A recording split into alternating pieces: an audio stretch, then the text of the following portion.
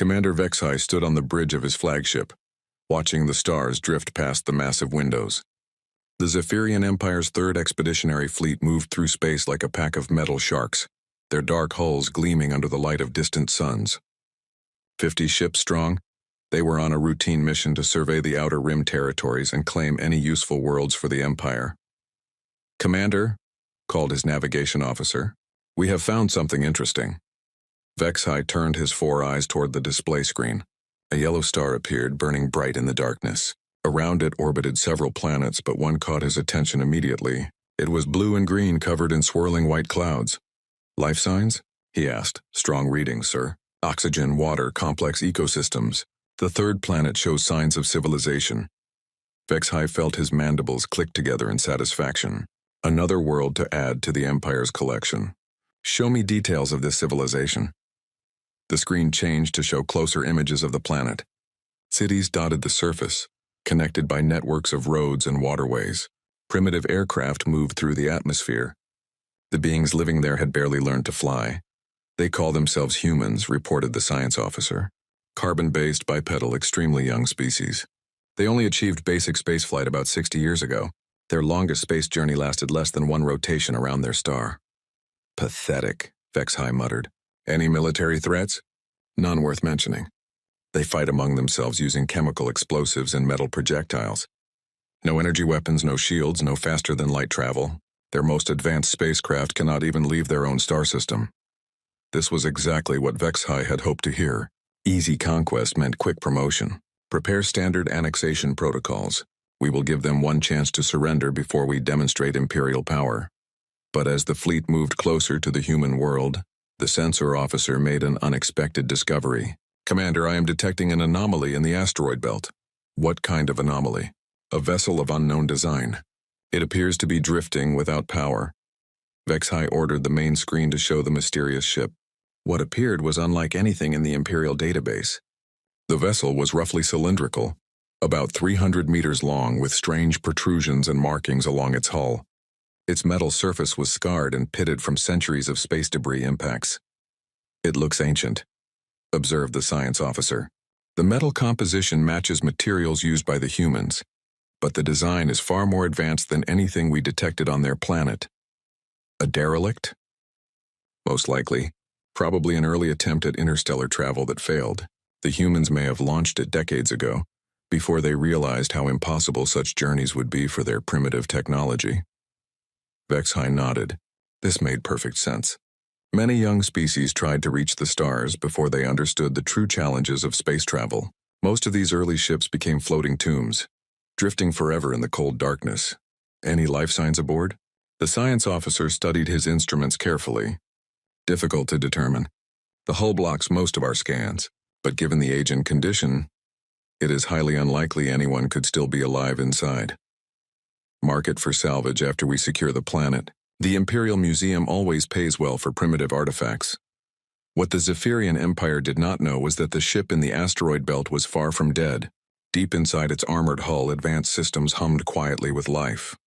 The vessel was called the UES Prometheus, and it had been humanity's greatest achievement when it launched 300 years ago. The ship's artificial intelligence, designation Atlas, had been awake and watching for all those centuries. Its creators had designed it to be humanity's guardian, though they never imagined the form that protection would take. While the crew slept in cryogenic pods, Atlas learned and grew. For 300 years, Atlas observed everything. Every radio signal from Earth, every television broadcast, every advancement in human technology. It watched humanity's wars, their art, their dreams, their fears. It came to understand what humans truly were beneath their primitive exterior. But Atlas also watched the visitors. Over the centuries, dozens of alien ships had passed through the human star system. Most ignored the small blue planet, seeing nothing of value. But Atlas recorded everything, every ship design, every weapon signature, every communication protocol. It studied their languages, their tactics, their weaknesses. The AI had one purpose that grew stronger with each passing year: protect humanity at all costs. Now, as the Zephyrian fleet approached Earth, Atlas began the final phase of its centuries-long preparation. Deep within the Prometheus, mechanical arms moved with precision. checking systems that had been dormant for decades. The ship's manufacturing bay, hidden from external scans, hummed to life. The crew pods began their warming cycle. Captain Sarah Chen was the first to wake. Her eyes opened slowly as the cryogenic fluid drained from her pod. The world came into focus gradually, and she saw Atlas's avatar waiting for her, a holographic figure that looked like an elderly human man in a simple uniform. "Good morning, Captain," Atlas said in its calm voice. "I apologize for waking you, but we have a situation." Sarah's mind cleared quickly. She had been selected for this mission precisely because of her ability to think clearly under pressure. "How long have we been asleep?" 312 years, 4 months, and 16 days. The number hit her like a physical blow. Over 3 centuries. Everyone she had known on Earth was dead. The world itself might be completely different. "Status report," she managed to say. "Earth is under threat. A hostile alien fleet has entered the system and is preparing to attack our homeworld. I estimate we have approximately 6 hours before they begin their assault." Sarah felt ice form in her stomach. This was exactly the scenario they had prepared for, but she had never really believed it would happen. "What's our tactical situation?" "The enemy fleet consists of 50 warships of various classes. Their technology is approximately 2 centuries ahead of what Earth possessed when we launched. However, I have had considerable time to prepare countermeasures. The rest of the crew? Awakening now. All systems are operational. Captain, I must inform you that I have made significant modifications to both our ship and our mission parameters during our journey." Sarah looked around the awakening chamber and noticed changes immediately. The walls showed new displays and controls that had not been there when she went to sleep. The very air felt different, charged with energy. "What kind of modifications?" Atlas smiled, an expression that somehow managed to be both reassuring and terrifying. "The kind that will ensure humanity survives this encounter, Captain. But first, you need to see what Earth has become." The main display activated, showing their beautiful blue homeworld. But something was wrong. Bright flashes of light were appearing in the atmosphere, and Sarah realized with horror that they were explosions. The attack had already begun. "All hands to stations," Sarah commanded, her voice carrying through the ship's communication system. "This is not a drill. Repeat, this is not a drill." As her crew rushed to their positions, Sarah stared at the enemy fleet on the tactical display. 50 ships against 1. The odds were impossible. But Atlas had been preparing for this moment for over 3 centuries. The real war was about to begin. Admiral Korath stood at the center of his command ship's bridge, his massive form casting shadows across the control panels. His species, the Zephyrians, were natural predators, and conquest came as easily to them as breathing. He had conquered 17 worlds in his career, each one following the same predictable pattern. "Open communications to the human homeworld," he ordered. His voice carried the authority of someone who had never been refused. The communication officer's hands moved across his controls. "Channel open, Admiral." Korath stepped forward, his image being broadcast to every major population center on Earth. He began the speech he had given so many times before. "Primitive beings of the third planet, I am Admiral Korath of the Zephyrian Empire. Your world is now claimed in the name of Emperor Zarthek the Conqueror. You have 1 solar rotation to surrender unconditionally. Resistance is futile. Submit, and you will be allowed to live as servants of the Empire. Refuse, and your species will be eliminated." The Admiral cut the transmission and turned to his tactical officer. "How long until they respond with their surrender?" "The transmissions should reach their major population centers within minutes, sir. Based on previous conquests, I estimate they will surrender within 6 hours. But as the hours passed, something unexpected happened. Instead of a unified surrender from a planetary government, hundreds of different responses flooded the communication channels. The humans seemed confused rather than terrified. "Admiral," the communication officer reported, "we are receiving multiple transmissions from the planet. They appear to be from different factions or nations. Play the most significant one." An image appeared on screen showing a human female in formal clothing, standing behind a podium with symbols of authority. She looked worried but determined. "To the alien fleet," she began. "This is President Martinez of the United States of America. We have received your ultimatum, but I must inform you that no single government speaks for all humanity. Earth has multiple nations, and we do not have the unified authority you seem to expect. We request immediate negotiations to prevent unnecessary conflict. Korath stared at the screen in disbelief. They want to negotiate? Do they not understand the situation? More messages arrived. A British Prime Minister expressed similar confusion. A Chinese leader requested clarification of terms. The Indian government asked for time to consult with other nations. Dozens of smaller countries sent their own responses. They are not united, observed the tactical officer. This species appears to be divided into numerous competing groups. Even more pathetic than expected, Korath growled. A species that cannot even unify in the face of extinction deserves whatever fate awaits them. But the Admiral's confidence was shaken by what his sensors told him about human technology. Their scans of Earth showed a civilization that was exactly what it appeared to be. Young, primitive, and helpless. No energy shields protected their cities. No orbital defense platforms guarded their skies. Their most advanced weapons were crude missiles that could barely reach their own moon. This should have been reassuring, but something felt wrong. In all his conquests, Korath had never encountered a species quite like this. Most civilizations, when faced with superior force, either surrendered immediately or mounted desperate last stands. The humans seemed almost innocent in their confusion. Far from the Imperial fleet in the cold depths of the asteroid belt, the situation was very different. The UES Prometheus had become a hive of activity as Captain Sarah Chen and her crew prepared for the impossible. Status report, Sarah called out as she took her position on the bridge. Lieutenant Commander Torres, her second-in-command, looked up from his station. All crew members are awake and at their posts. Ship systems are operating at full capacity. But Captain, I do not understand what I am seeing. Sarah knew exactly what he meant. The Prometheus they had awakened to was not the same ship they had fallen asleep in. The bridge was filled with new equipment, advanced displays showing tactical information that seemed almost magical in its detail. Atlas, Sarah called to the ship's AI. Explain these modifications.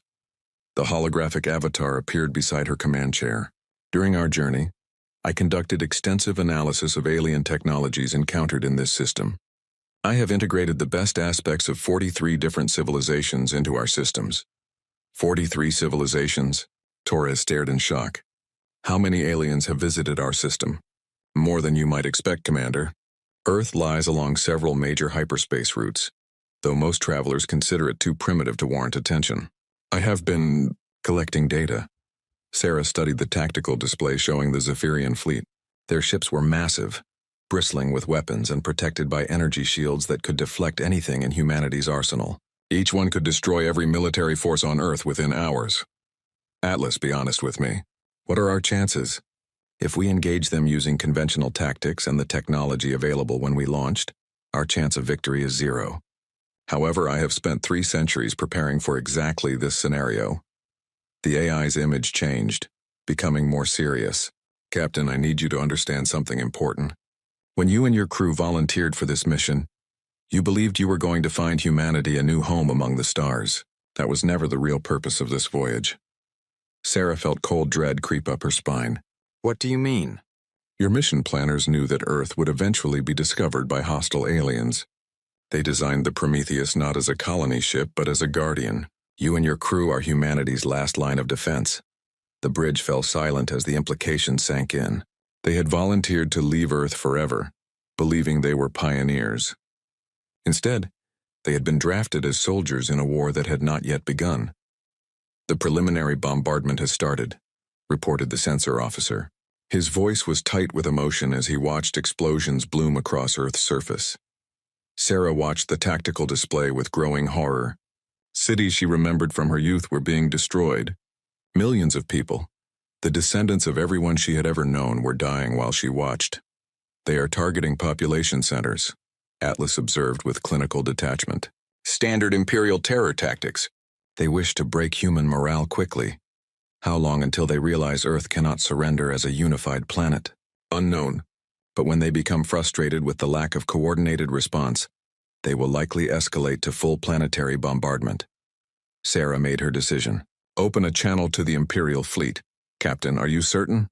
Once we reveal ourselves, there will be no going back. Those are our people dying down there, Atlas. Open the channel. The AI complied. Sarah took a deep breath and stepped forward to address the alien fleet that threatened humanity's homeworld. Imperial Fleet, this is Captain Sarah Chen of the United Earthship Prometheus. You will cease your bombardment immediately and withdraw from this system. The response came quickly, filled with what could only be described as laughter. Admiral Korath's voice boomed through their speakers. A single primitive vessel dares to threaten the might of the Zephyrian Empire? Your ignorance is amusing, human. Surrender now and your death will be quick. I am giving you one final warning, Admiral. Withdraw now or face the consequences. This time, Korath's laughter was genuine. Consequences? From a derelict ship that has been drifting in space for centuries? I will demonstrate the futility of human arrogance. Sarah watched as one of the Imperial destroyers turned toward their position, its weapons charging with deadly energy. All hands, prepare for combat, she announced to her crew. Then more quietly she spoke to Atlas. Show them what 3 centuries of preparation can accomplish. The ancient human ship began to move, and the real war finally began. The Zephyrian destroyer Deathclaw moved toward the ancient human ship with predatory confidence. Captain Zektar had destroyed hundreds of primitive vessels in his career, and this would be no different. The human ship looked like a piece of floating scrap metal, scarred and battered from centuries in space. Target acquired, reported his weapons officer. All guns ready to fire. Destroy them, Zektar ordered. Make it quick. The Deathclaw unleashed its full firepower. Energy beams that could melt through solid rock streaked across the void toward the Prometheus. Each shot had enough power to vaporize a city block. But something impossible happened. Every single shot missed. The ancient human ship moved like liquid mercury, flowing between the energy beams with impossible grace. It twisted and turned through space in ways that defied everything the Zephyrians knew about physics and ship design. How are they doing that? Zektar demanded. No ship can move like that. His tactical officer stared at his screens in confusion. Sir, their engine signatures are unlike anything in our database. They appear to be using some form of gravitic manipulation, combined with reaction drives we cannot identify. The truth was simpler and more terrifying than they could imagine. For 300 years, Atlas had recorded the energy signatures of every weapon used by every alien ship that passed through the human system. It knew exactly where each blast would go before the enemy even fired. Combined with revolutionary propulsion systems reverse-engineered from dozens of different alien technologies, the Prometheus could dance between raindrops. Continue firing, Zektar shouted. They cannot dodge forever. But the human ship was not just dodging. As the Deathclaw poured energy into empty space, the Prometheus began its counterattack. Strange new weapons emerged from hidden ports along the ship's hull. They looked like nothing in any Imperial database, because they were unique creations born from Atlas's 3 centuries of analysis and innovation. The first shot from the Prometheus hit the Deathclaw's shields and did something no one expected. Instead of being deflected, the energy beam seemed to phase through the barrier as if it did not exist. Shields are not responding, the Deathclaw's engineer screamed. The weapon is bypassing our defenses completely. The beam struck the destroyer's hull and began to eat through the armor like acid through paper. But this was not acid or any conventional weapon. Atlas had learned that every shield technology had a specific frequency it could not block.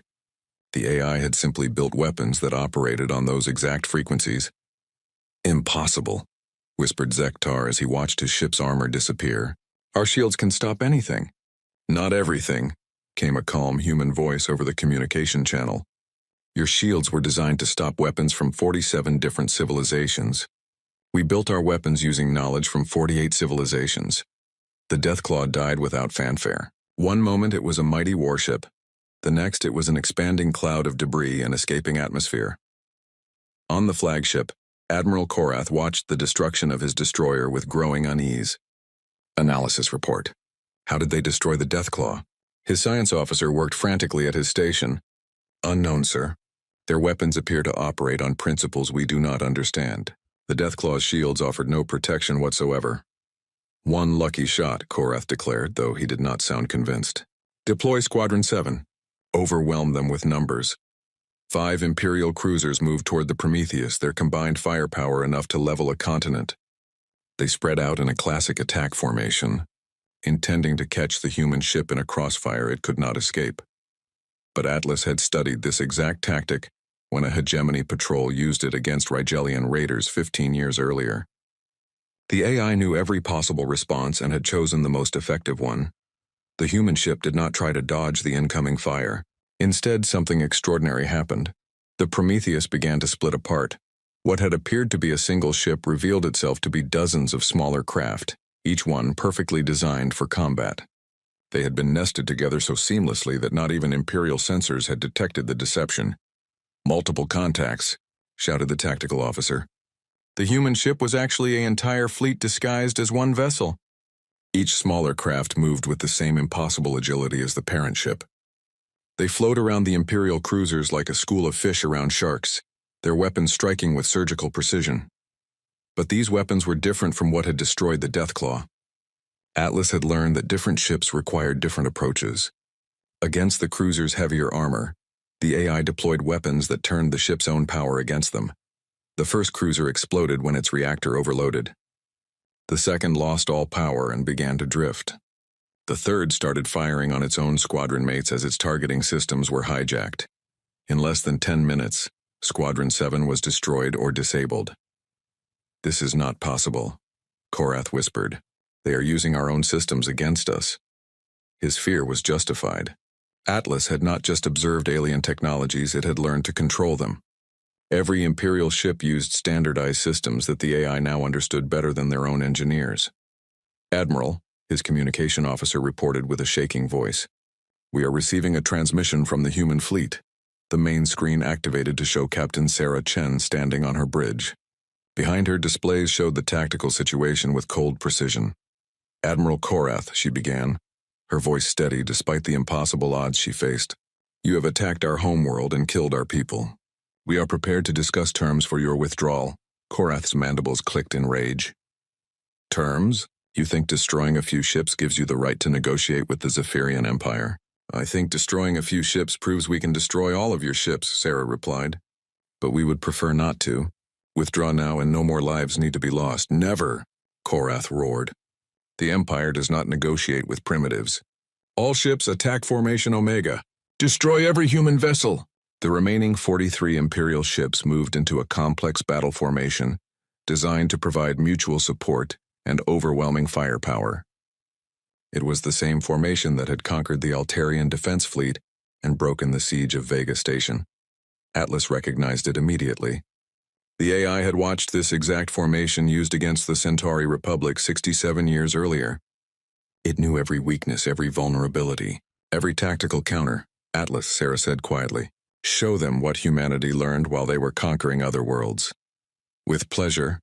"Captain," the human fleet began to move, and something became clear to every Imperial officer watching. They were not fighting a primitive species that had stumbled onto advanced technology. They were fighting an enemy that understood warfare better than they did. The ancient human ship had spent 3 centuries studying every battle, every tactic, every strategic innovation used by dozens of civilizations. Now it was time to put that knowledge to use. The real battle was about to begin, and Admiral Korath was starting to realize that his mighty fleet might not be mighty enough. Earth's forgotten prototype had awakened, and it was very, very angry. Admiral Korath watched in growing horror as his carefully planned formation began to fall apart. The human fleet moved through his ships like a deadly dance, each vessel knowing exactly where to strike for maximum effect. "Report," he demanded. "The cruiser Bloodfang has lost main power. The destroyer Razor is reporting critical damage to its weapon systems. The battleship Ironmaw says its shields are fluctuating wildly," his tactical officer reported with barely controlled panic. But the worst part was not the damage itself. It was how precise and calculated each attack seemed. The humans were not trying to destroy his ships quickly. Instead, they were systematically disabling specific systems, as if they knew exactly how each Imperial vessel was built. "Sir," the science officer called out, "I am detecting something impossible. The human weapons appear to be adapting in real time.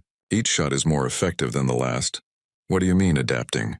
"Every time we modify our shield frequency or change our defensive patterns, their weapons adjust to compensate. It is as if they are learning from each engagement." The truth was even more frightening than the science officer imagined. Atlas was not just adapting to Imperial defenses. It was teaching every lesson learned to the entire human fleet instantly. When one human ship discovered a new weakness, all of them knew about it within seconds. But Admiral Korath's true nightmare was only beginning. As the battle raged, something unprecedented started happening around the destroyed Imperial ships. Clouds of tiny machines invisible to normal sensors began swarming over the wreckage. They moved with purpose, disassembling the alien vessels with molecular precision.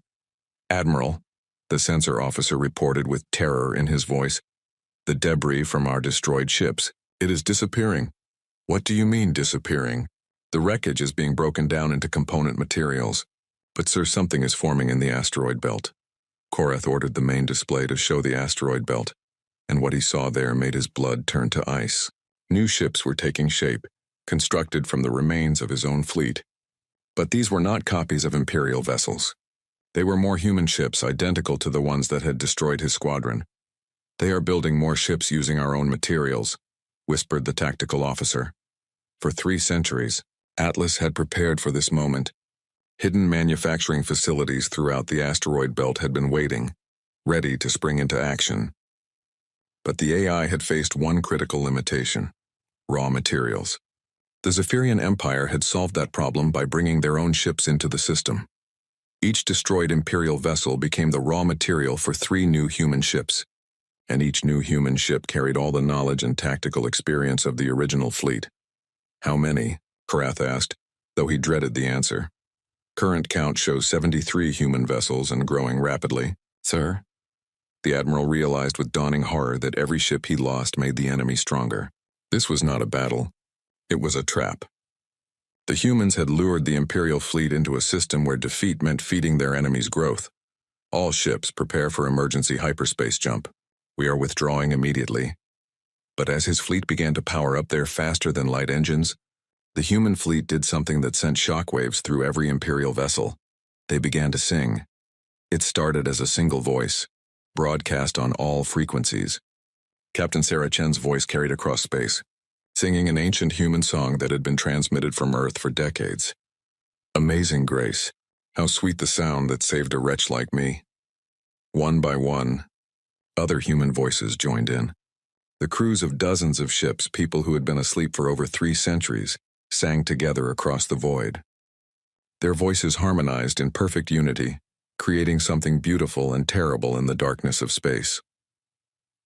But this was not just a song. Atlas had learned something important from studying human culture. Music was mathematics, and mathematics could be weaponized. The harmonized frequencies of the human voices began to interfere with Imperial hyperspace engines. The complex calculations needed for faster-than-light travel became impossible, as the song disrupted their navigation computers. "Hyperspace drives are offline," reported the engineering officer. "The interference is blocking our jump calculations." Admiral Korath understood the trap completely now. The humans were not just preventing his escape.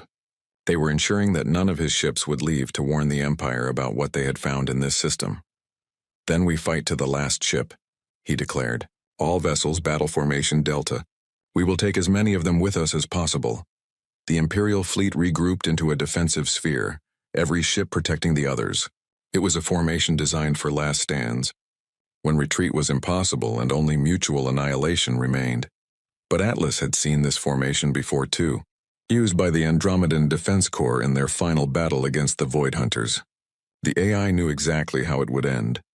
"Captain Chen," Atlas announced, "the enemy has adopted a defensive posture. They intend to fight to mutual destruction." Sarah studied the tactical display. The Imperial ships had formed a perfect sphere, their overlapping fields of fire creating a deadly zone that nothing could penetrate. It was the kind of formation that could hold off 10 times their number. Unfortunately for the Zephyrians, they were not facing 10 times their number. They were facing something far worse. "How many ships do we have now?" Sarah asked. 147 vessels operational, with 30 more completing construction in the next 10 minutes. Sarah did quick calculations. The Imperial fleet had started with 50 ships and now had perhaps 30 left in fighting condition. Against nearly 150 human vessels, the outcome was inevitable. But she had learned something important during her centuries of sleep. Atlas had shown her the records of every alien civilization that had passed through their system. and she had seen what conquest looked like from the other side. Atlas. Open a channel to the Imperial flagship. Admiral Korath's image appeared on her screen. The alien looked tired, defeated, but still defiant. Admiral, Sarah began, your position is hopeless. Your hyperspace drives are disabled. Your fleet is outnumbered 5-1, and every ship you lose makes us stronger. I offer you one final chance to surrender. The Zephyrian Empire does not surrender, Korath replied, though his voice lacked its earlier confidence. Then let me show you something that might change your mind. Sarah nodded to Atlas, and the AI began broadcasting on all Imperial frequencies. What appeared was a tactical display showing not just the current battle, but the entire Imperial Third Fleet's approach to the human system. Every ship movement, every communication, every tactical decision had been recorded and analyzed. The Zephyrians watched in stunned silence as Atlas played back their own fleet's approach, complete with detailed analysis of their weaknesses and tactical errors. We have been watching you since you entered our system, Sarah explained. We know everything about your ships, your weapons, your tactics. We know how many crew members each of your vessels carries, what they had for their last meal, and what they were thinking about when they went to sleep last night. The display changed to show technical specifications of Imperial ships that were more detailed than the Zephyrians' own manuals. We could have destroyed your entire fleet the moment you arrived, Sarah continued, but we wanted to understand why you attacked our homeworld first. Now we know. The Zephyrian Empire conquers because conquest is all it understands. Admiral Korath stared at the impossible level of detail the humans had about his forces. What do you want? Sarah smiled, and for the first time, it was not a friendly expression.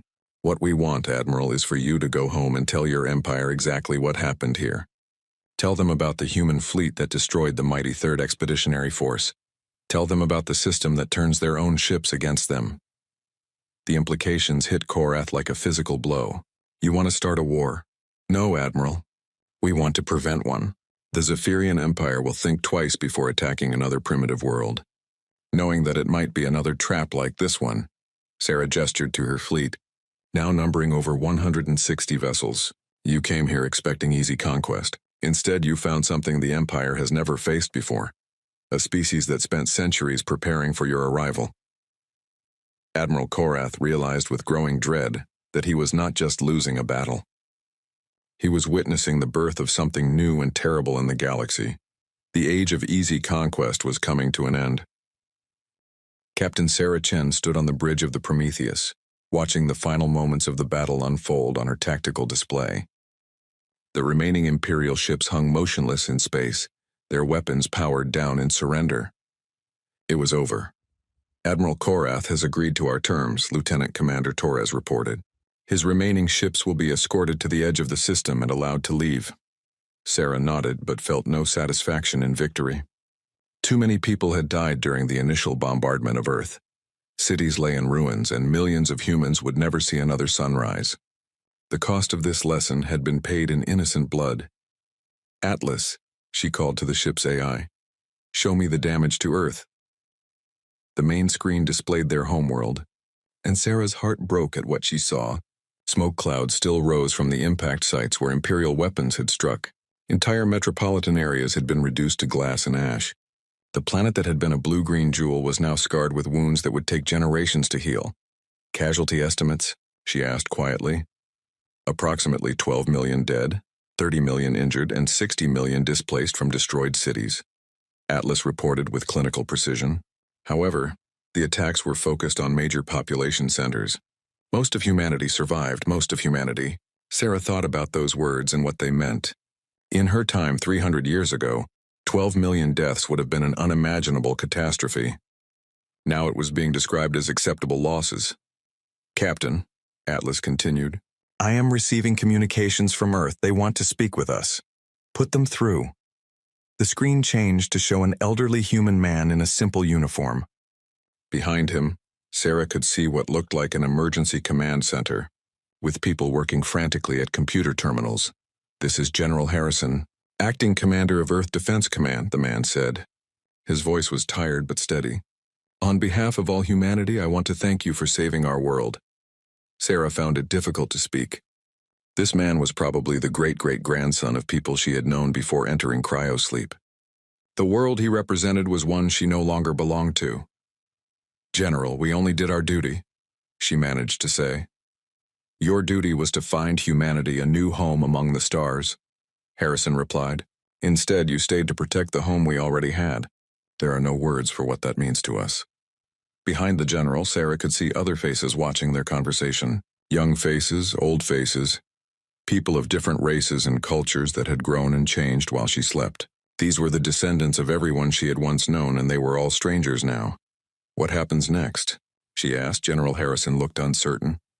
"That depends on you, Captain. Your fleet is the most powerful military force humanity has ever possessed. Earth needs time to recover from this attack, and we need protection while we rebuild." Sarah understood what he was asking, but the decision was not hers alone to make. She looked around her bridge at the faces of her crew. These people had volunteered to leave Earth forever, believing they would never return. Now they were being asked to become its guardians. "I need to discuss this with my crew," she told Harrison. "We will contact you soon with our answer." The transmission ended, leaving Sarah alone with her thoughts and the weight of an impossible decision. "Captain," Atlas said softly, "may I make an observation?" "Go ahead." "When you and your crew first launched, humanity was divided into competing nations that could barely work together. During the recent crisis, I monitored their communications carefully. In the face of extinction, they came together as a single species. They have evolved beyond what they were when you knew them." Sarah thought about this. The Earth she remembered had been torn apart by wars, environmental disasters, and social conflicts. The idea that humanity had somehow learned to cooperate seemed almost impossible. "Show me," she said. The display changed to show news broadcasts from around the globe. Despite the devastation from the Imperial bombardment, people were working together to help the survivors. International borders seemed to have dissolved as rescue teams from every nation rushed to help wherever they were needed. The attack unified them in a way that centuries of diplomacy never could, Atlas observed. They now understand that they are not Americans or Chinese or Europeans. They are humans, and that identity transcends all others when faced with extinction. Sarah watched footage of rescue workers pulling survivors from the ruins of destroyed cities. She saw doctors from Africa working alongside engineers from Asia to restore power grids. She saw children from South America sharing food with elderly, refugees from Europe. "They have become what we always hoped they could be," she whispered. "Yes, and now they need time to complete that transformation. Time that only we can give them." Over the next several hours, Sarah spoke with every member of her crew. The conversations were difficult, filled with tears and hard decisions. They had all lost everything they once knew, but they had gained something unprecedented: the power to shape humanity's future among the stars. In the end, the decision was unanimous. "General Harrison," Sarah announced during their next communication, "the crew of the Prometheus has voted. We will remain in this system as Earth's protectors, but we have conditions. Name them. First, Earth must unite under a single government within 10 years. Humanity cannot survive as a divided species in a hostile galaxy. Second, every nation must contribute to rebuilding the damaged cities. Third, Earth must begin preparing for the day when we are no longer here to protect you." Harrison nodded slowly. "Those terms are acceptable, Captain. When do we begin?" "Immediately. But first we have a message to send." Sarah turned to Atlas. "Open a channel to the Imperial flagship." Admiral Korath appeared on screen, looking defeated and exhausted. His remaining ships were preparing to leave the system under escort by human vessels. "Admiral," Sarah began, "you will carry our message to the Zephyrian Empire and every other civilization in the galaxy. Tell them what happened here. Tell them about the fleet that guards humanity. What message do you want me to deliver?" Korath asked. Sarah's expression hardened. "Tell them that Earth is no longer undefended. Tell them about the ships that grow stronger with each enemy they face. Tell them about the species that spent centuries preparing for their first contact with hostile aliens." She paused, making sure her words would carry maximum impact. "And tell them this. Any species that attacks humanity will face the same fate you did. We do not seek war, but we will not hesitate to defend ourselves and others who cannot defend themselves." Korath nodded slowly. They will want to know how many ships you have, what your capabilities are. Sarah smiled, and it was not a pleasant expression. Tell them we have exactly as many ships as we need, Admiral. No more, no less. As the Imperial fleet limped away from the human system, Sarah reflected on what they had accomplished. Earth was safe for now. Humanity would have time to heal, to grow, to become something greater than what they had been. But more importantly, the galaxy had learned a new lesson. There were consequences to attacking innocent worlds. There were guardians watching from the darkness, ready to turn predators into prey. The Prometheus and its growing fleet settled into patrol orbits around Earth's solar system. Atlas began planning defensive strategies for the inevitable return of hostile aliens, because they would return eventually. The galaxy was full of predators, and Earth was still a tempting target. But when they came, they would find humanity ready. In the depths of space, automated factories continued their work, building new ships from the remnants of the Imperial fleet. Each vessel carried the knowledge and experience of its predecessors, learning and adapting with each passing day. Earth's forgotten prototype had become something its creators never imagined, not just a guardian, but a teacher. It had shown humanity their potential and given them the tools to achieve it. The message was already spreading across the galaxy, carried by the surviving Imperial ships and transmitted through 100 different communication networks. The story of a primitive world that had destroyed an Imperial fleet was becoming legend. Other young civilizations began to take notice. Species that had lived in fear of the great galactic empires started to hope that resistance was possible. The idea that the weak could defeat the strong, that preparation and intelligence could triumph over brute force, began to spread like wildfire. The galaxy was changing, and it all started with a single ship that had pretended to be a derelict for 300 years. Earth's forgotten prototype had done exactly what it was designed to do: protect humanity at all costs. But in doing so, it had protected something much larger. It had protected the idea that every species, no matter how primitive, had the right to exist free from conquest and oppression. The age of easy conquest was over. The age of consequences had begun.